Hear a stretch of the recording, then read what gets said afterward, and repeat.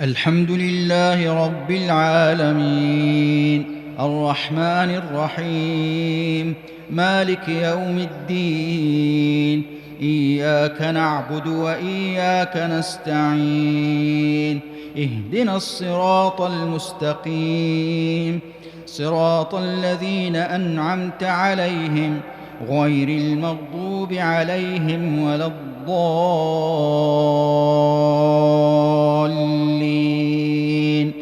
آمين. إذا زلزلت الأرض زلزالها وأخرجت الأرض أثقالها وقال الإنسان ما لها يومئذ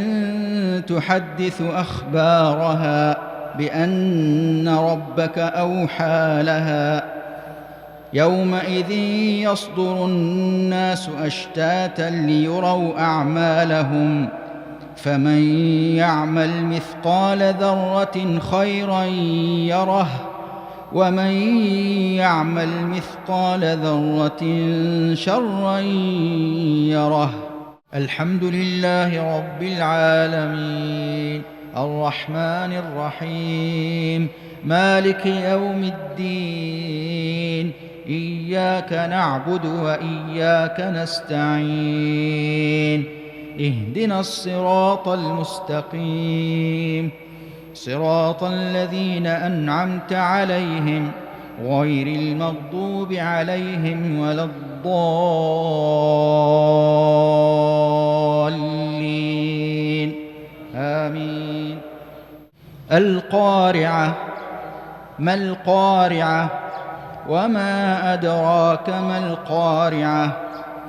يوم يكون الناس كالفراش المبثوث وتكون الجبال كالعهن المنفوش فأما من ثقلت موازينه فهو في عيشة راضية وأما من خفت موازينه فأمه هاوية وما أدراك ما هي